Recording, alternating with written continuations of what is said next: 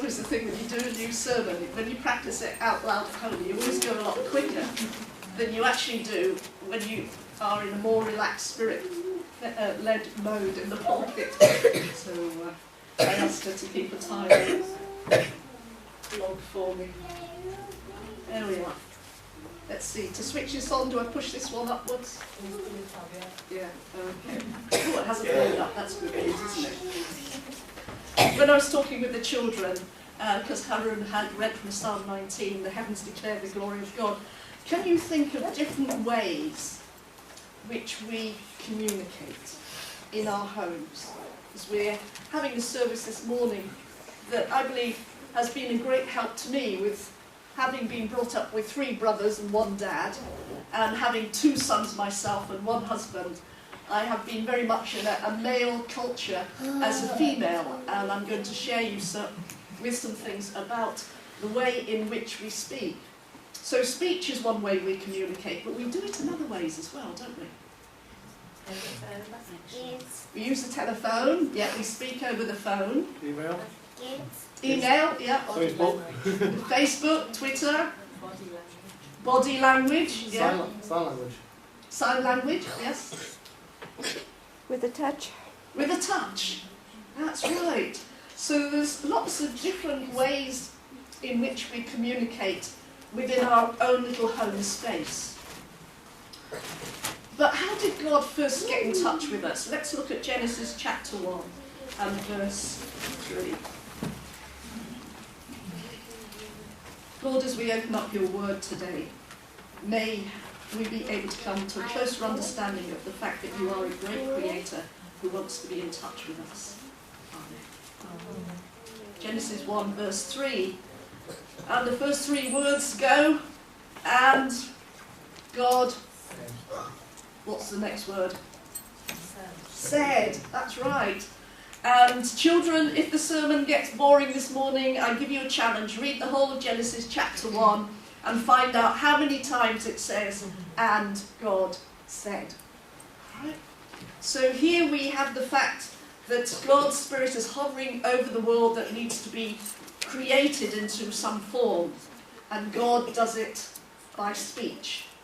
So speech is a very vital part of our communication system. We see how in the story of Samuel and Eli that God was using speech to connect with this young boy of 6 or 7 years old, and how it's something that God uses in a mighty way. But we have a problem with verbal communication, or rather miscommunication, and that seems to be the lot of humanity. I remember my Dad had come to a fork in the road. I was a teenager in the car, and he couldn't see whether to pull out or not, because if people park too near a junction, you just can't see, can you? And he thought my mom said go when she said whoa, which meant don't go, and he started to go, and we nearly had an accident. My dad was none too pleased with my mom. Of course, she got the blame, and she said something about his lack of hearing powers. But we have problems when there is miscommunication. And what happened at the Tower of Babel, I think, is the basis for throughout humanity, where we have verbal conflict. How many of you here today have English as a second language? I know there's quite a few of you here. All right, you probably will have experienced something similar to Carrie Paulson. Dr. Paulson, who had been our World Church leader, and also he was president of our college there at Newbold. His wife was one who was very much sharing with the students. And I remember her sharing with some of us girls sitting around in the lounge having a chat. And she said, you know, when we went, they'd been in Norway, they were Norwegians, and then he was called as a missionary to Africa. And he overworked so much he lost his sight. And that was the body just shutting down. So he had to go and rest up. And then they said, look, why don't you go and do some studies so you're not in that sort of stress. Mind you, those who are studying will say study stress, but this was something different for his body to be able to cope with. So they were students, and they hadn't got sponsorship money, so that meant that they had to work their way through, and they got a young family. So Carrie got a job in a nursing home, and a number of you who come to this country end up finding that there's a great need in care homes, especially for older people. So she'd got a job there, and she really connected with one old gentleman. She thought the world of this old gentleman, and she looked forward to work because she'd go and he'd always want to have a chat. And she went home one night and she was really concerned because he was very, very ill. And in her mind she thought, when I come tomorrow, will I see his smile? Will I hear his cheery hello? And when she got to work, that was one thing she asked the person whom she was taking over from in the care, "Oh, how is he today?" And the retort was, "He's kicked the bucket." So she said, "Oh, that's good. He must be feeling better if he's got the energy to kick a bucket."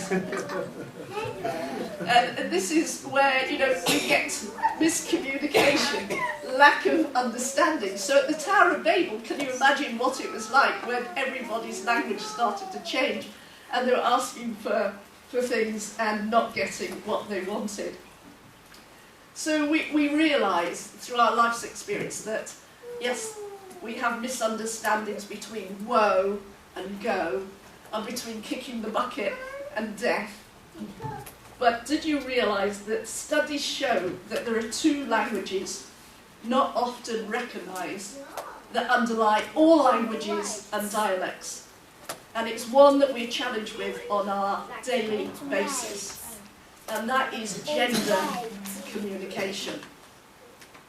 Men can moan that girls are born chatting, while women may state it's usually boys who need to go to a speech therapist, and by the way, when you're there, can you get your hearing tested as well? Women always have more to say, and we'll look at that as part of our presentation this morning. So let's think a bit about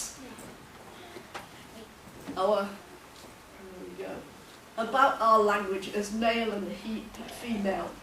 And we've got a couple of interesting words here. Hierarchical. Boys grow up in a hierarchical environment. And once more, I want to take you to a youth camp. And we know this as Aberdaron, and my husband and I went there many summers to interact with the young people there. And we'd like to get there early before most of the young people came, but we'd have some of the older youth who would be counsellors and would help out in the kitchens and with the games and sleeping in the tents with the young people. And as you can imagine, you drive into this beautiful green area in North Wales called Aberdaron Little Village. You're up on the peak there, it's the most westerly point of Wales. And you come onto the site, what do you see? Where are the boys, where are the girls? Well, the boys will all be playing a game somehow.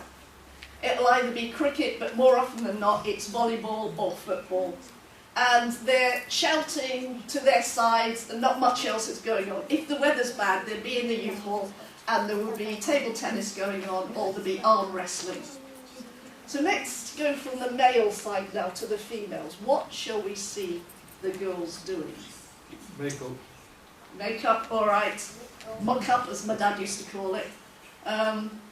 What are they doing? How are they interacting together? Talking. Talking! All right. Yes, and that's what you find. They're usually not in large groups. Girls tend to flock more into smaller groups.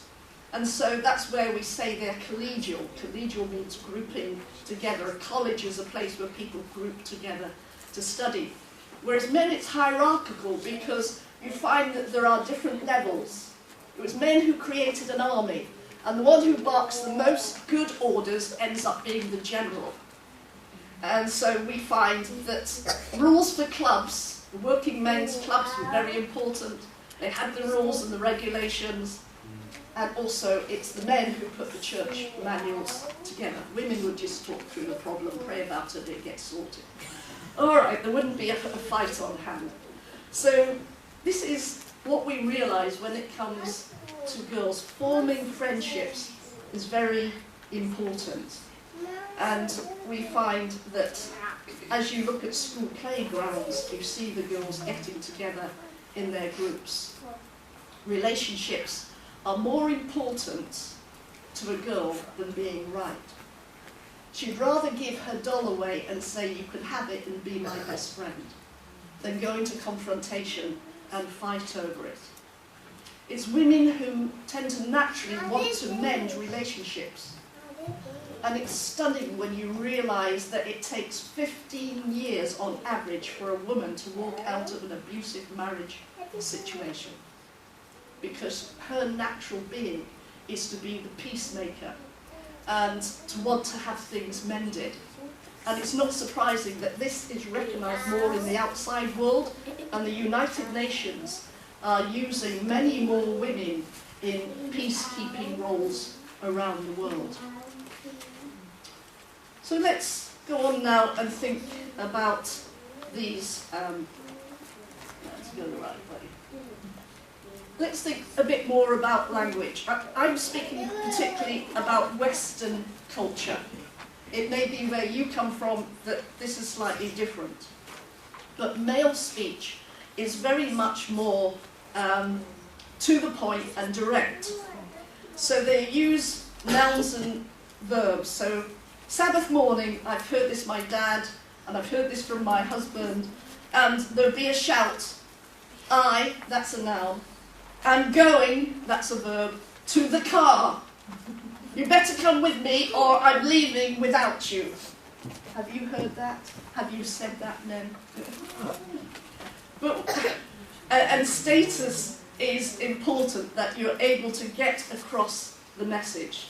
Do this, go there, and stay here. And I would sometimes tease my husband and say, yes, sir. Sometimes he got the opposite effect. Whereas, because female speech is more indirect, there are more uses of adverbs about how about, or why don't we? And female speech, yes, uses longer sentences with more adverbs and adjectives. Can you imagine? There's a couple that are going out for a meal, and isn't it nice when we can go out, that special occasion, go for a meal? And when we move to a different place, it always takes time to know where the good restaurants are. Anyway, they found this restaurant, and they were going into the restaurant, and they met a couple coming out that they knew. So the lady said, how was the food? That's the adverb. And fine, answered the man. Very direct, isn't he? And his wife bubbled. It was absolutely scrumptious. There she is using the adjectives. It's one of the most delicious meals I've ever eaten. But if you were to give a survey to the man and the woman who described fine and absolutely delicious, and on the scale of 1 to 10, how would you rate it? They would both put 8. But you wouldn't know that by the response, would you? And so that's important for us to understand when we are relating one with another, how we go about talking. And I think that it helps us sometimes not to feel so hurt by a way in which the male or female responds to a situation. In the end, you just have to shrug your shoulders and say, that's you, isn't it? This was something that I found a bit of a challenge when I started my work again, and I was on quite a lot of committees, and 20 years ago there weren't many women on the committees, so I was often the main woman, and I found that when you got an agenda, that men go from one point to another very quickly, and often my brain was still, Eunice may realise what I'm saying, my brain's still thinking on how we could do better on that topic that we've just been discussing. And I'm finally halfway through the next point. And men are much more comfortable at having shorter pauses and going from point to point. So I found that I needed to use far less verbs and adjectives. If I was going to be on a male committee, I needed to be straightforward, to the point, and not use all these descriptive words and give a story as to why it's best that we should do it a certain way. But then also doing women's ministry, I was sometimes on committees that were just women. So on a male committee, if they were saying, right, can everybody make that date?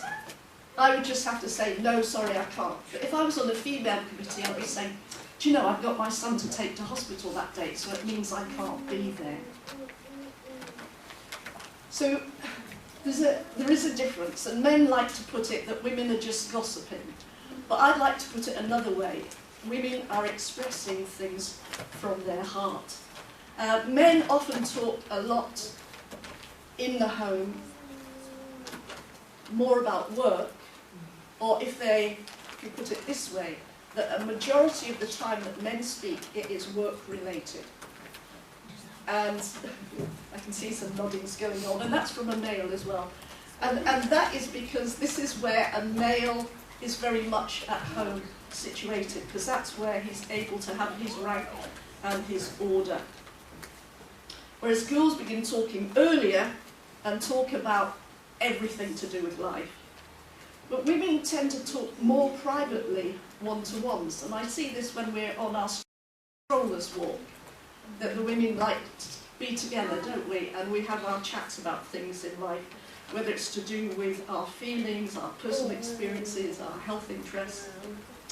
And women process things out aloud, and they expect support for their feelings. I was reading up one article by a guy who came to realise the importance that we understood male and female ways of thinking, because it makes life so much more simpler and less complicated. And so wife was going to go out, and she wanted some direction as to which dress should she wear. So he goes into female speak now. And he says, now she asked, what about the red one? And he said, I put a look of consternation on my face and responded, well, I don't know. The red one has certain qualities, but the blue one has advantages too. What do you think? And then he said how his wife started to laugh because she realised he was fumblingly trying to speak in female talk. I'm going to ask the children a question now, to see whether they know how many thousands of words a day on average a man will speak. This is average. Guesstimates. 5,000, 100, 10,000. What do you think? How many words a minute do you think a man speaks? All depends on how fast you talk though. Still the same number of words. A man can speak fast. There are some very chatty men. I'm saying this is on average. Yes, what do you think? All right. Okay, let's go on. We get very clear. Men, you weren't coming to the point on this. Right, women, you're good at talking. Chat with one another and then come back to me and tell me what you think the number of words a woman speaks a day. All right, you women, you want to discuss it with another female expert or somebody else? I think I've got the answer. She's got the sheet. You will be able to pick up the sheet with all these answers, yeah. Right, okay. Let's get the next slide up. Men, how many words on average a day? 12 to 25,000, and the majority of that is in the workplace. Female, how many? At least double the amount. Okay. So let's go to Genesis chapter 3 and verse 20 and find out, why did God create women like this? Let's go to Genesis chapter 3 verse 20. A friend of mine, Huey, says, if you want to really know what his life is about, you need to read the first 3 chapters of Genesis. And it's so true. Genesis chapter 3 verse 20. and I'm using the NIV, it says, Adam named his wife Eve because she would become the mother of all the living. In Hebrew, Eve, the word for her is chava without the H. And when you put it as a verb, when it's active, then it is chava with the H. And that is consistently translated from the Hebrew in the Bible as to declare. So Adam realized that when Eve was made by God, she was given a verbal relationship in their relationship. She was to be the actual meaning you can pick up as spoken word of life. So if you know anybody who's called Eve, you can say, hello, spoken word of life. But God didn't speak Eve into being. He did a special surgery, didn't he, to produce Eve. And so we find that women were created by God to be the natural communicator and instinctively relational. She is the mother of all being. She is the one who spends more time talking with children.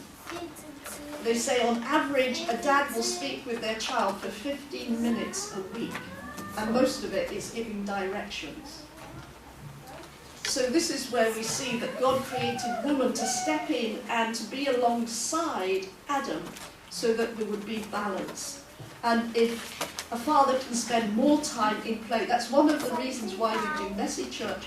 It's for families to come together to do things in a relationship and to enjoy being together. So this, what we find in Genesis 3, verse 20, saying about Eve being the spoken word of life, the natural communicator, instinctively relational, is backed up now by modern research. At 16 weeks, the baby is flooded, the male baby is flooded with a hormone. And that causes a thickening between the left and right part of the brain. The left is speech and the right is emotion. But this is not present in females, and it's thought that this is why a female is able to relate emotionally and speech-wise so much quicker than a male. So there you go. As my friend said, you want to find the answer to most things in life, go to Genesis. It's because God has created women with the ability to be the spokesperson.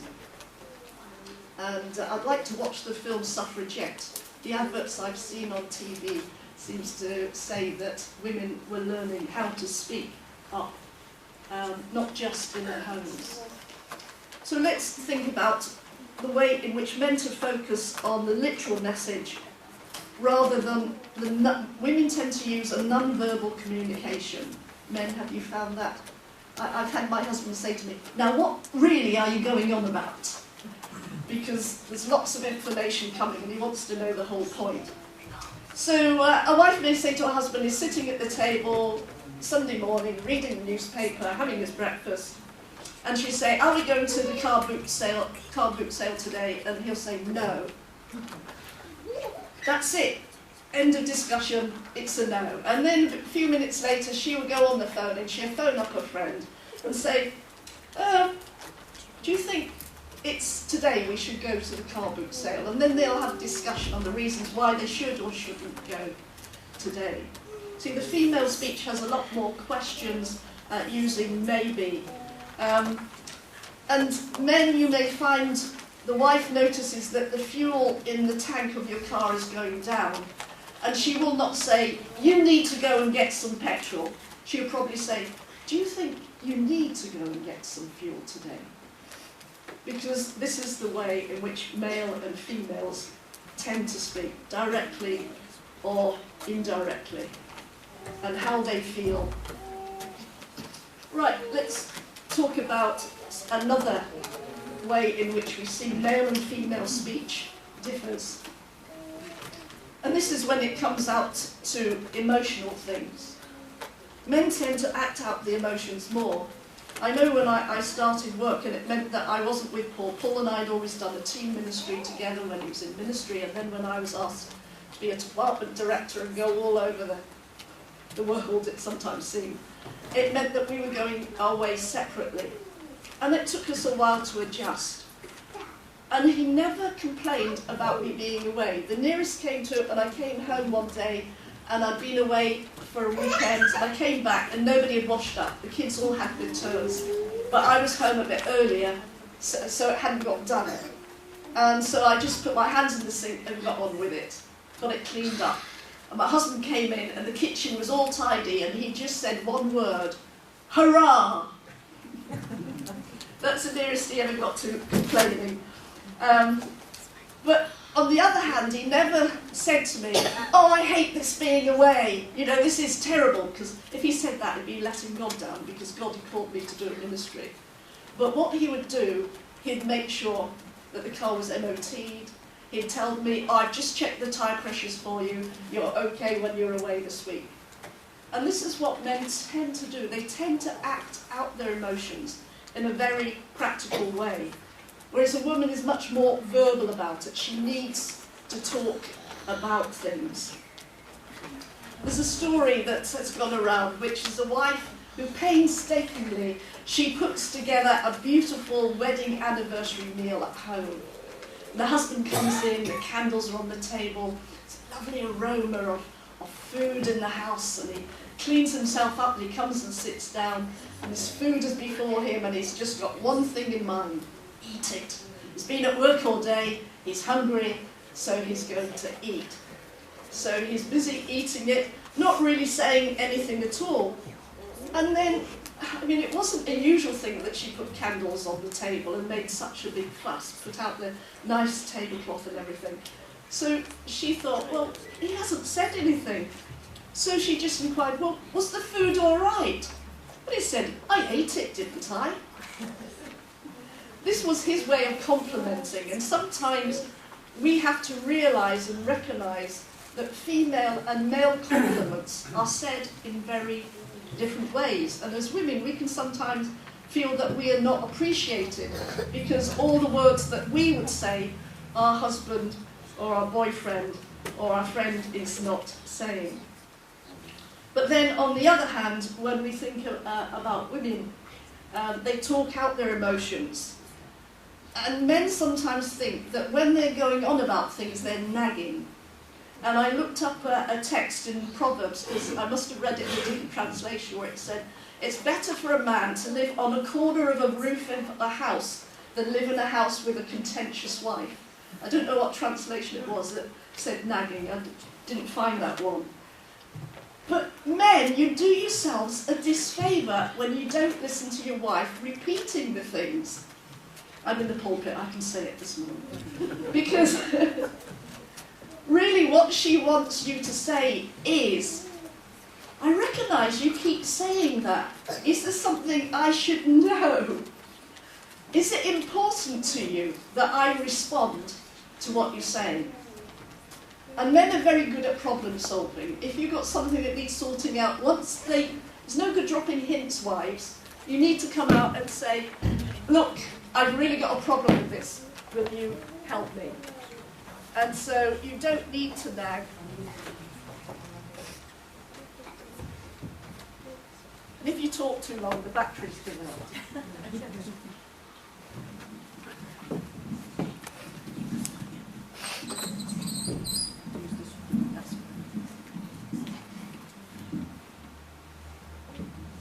Thank you.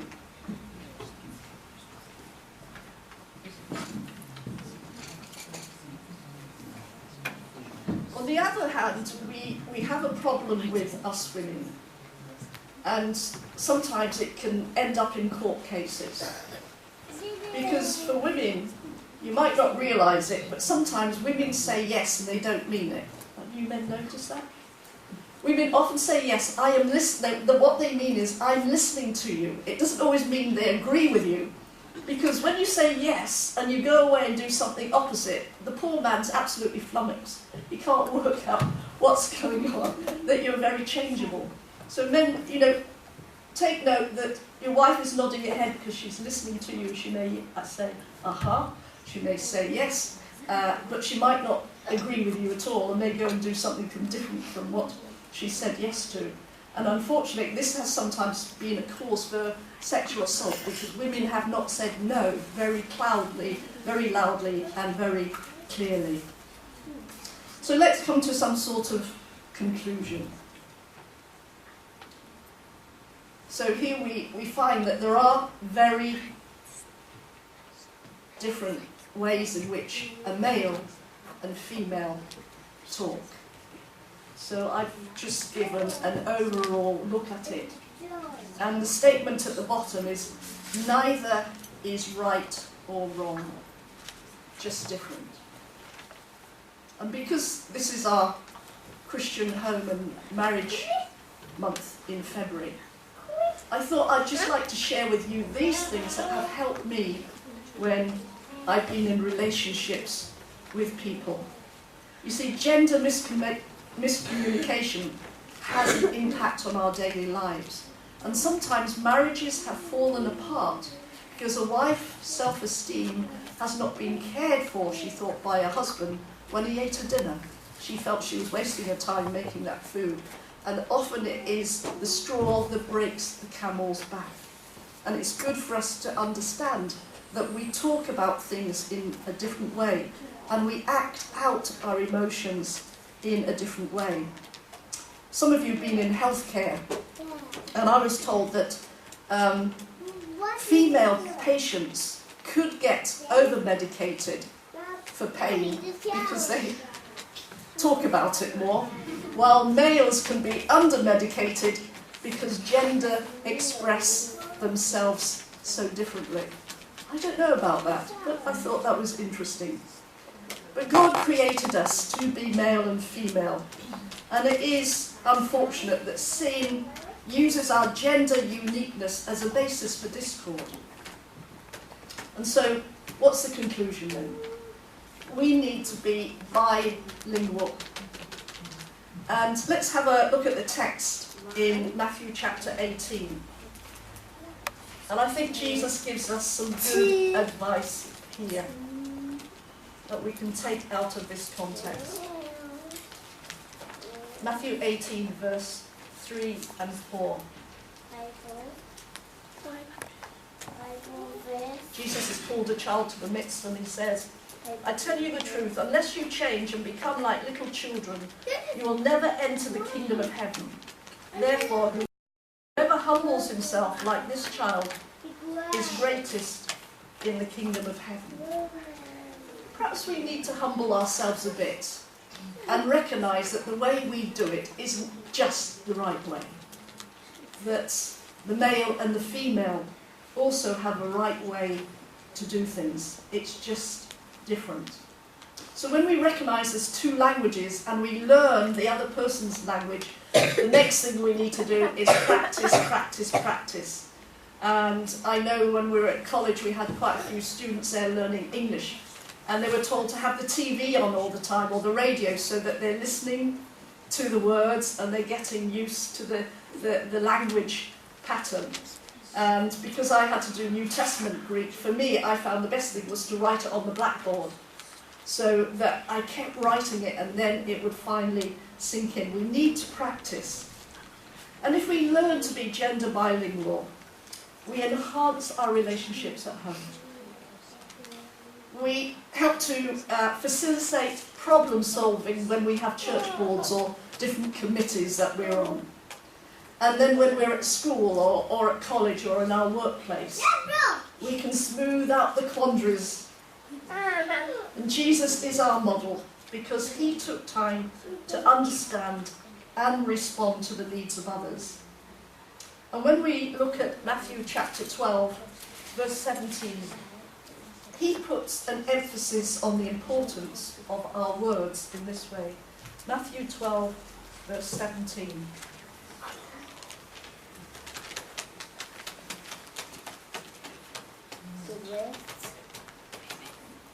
See if I can find it. No, I'm looking at the wrong chapter. But it's where, chapter 18, it helps if you look in the right chapter. Chapter 18, No, it's not there. I'll have to re-look that one up. But it's where Jesus says that we will be judged by the words, what we say, to life or to death. So our speech is very important. We need to be bilingual so that we can bring some of the peace of heaven into our relationships. And what we need to agree on is that God created us, male and female, and we are just right as God made us.